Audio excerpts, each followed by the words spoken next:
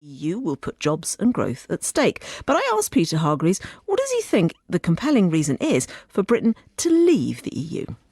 I honestly believe that the EU does nothing more than make life more difficult for everyone. The regulation and legislation is really very, very cumbersome. But it allows companies to trade with each other freely. That cannot be described as making life more difficult, surely. No, I'm very pro a free trade area. In fact, I did vote for a free trade area, and that's what the common market started out as. It was called the common market for that reason. But we didn't believe at that time we were going to get political union.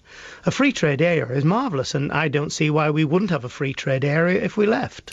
So you are very convinced then that if Britain left the EU, that we would very quickly be in a position to replicate the trade deal that we had with the EU 27 times over? Guaranteed.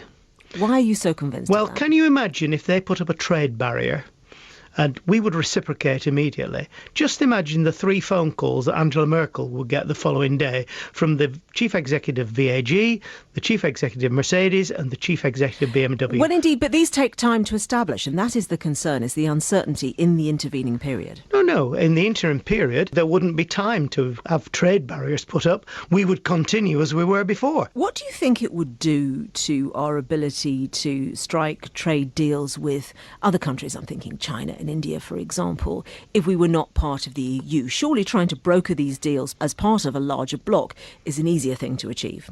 No, absolutely not. When you're a part of a large bloc, you've 28 different countries input into the negotiations. When you negotiate on your own, you have only one country to put in the negotiations. You can sit down at the table with the Chinese delegation and decide what it's going to be.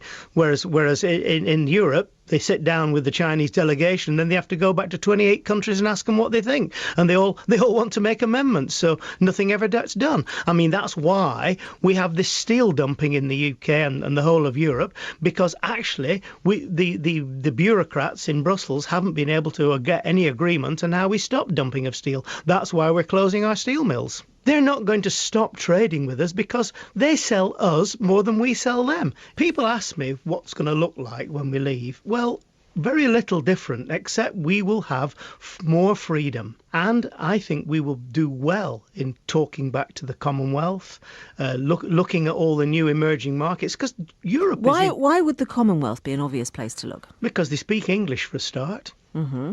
But if that was the case, then why would Britain not refocus its efforts there anyway? Well, again, when we're trading with the Commonwealth, we still have to rely on Brussels for setting out the framework. And what you're saying is we would be allowed to set out that framework, and you feel that Commonwealth countries would be receptive to that? Correct. How would Britain, in terms of trade, how do you think it would adjust outside the EU in the next decade or so? Well, I don't know, but certainly there is a demand for things that are British. We do well with our fashion and our brands. I mean, I know most of the car manufacturers here are not owned in Britain, but people covet Range Rovers, Rolls Royces, Bentleys and Jaguars, and so those will still do well, and it doesn't really matter that they're not owned by British. I mean, Ford has always been built here, and that's always been owned by the Americans. The co-founder of Hargreaves Lansdowne, Peter Hargreaves. You didn't frankly have the balls to put country before party.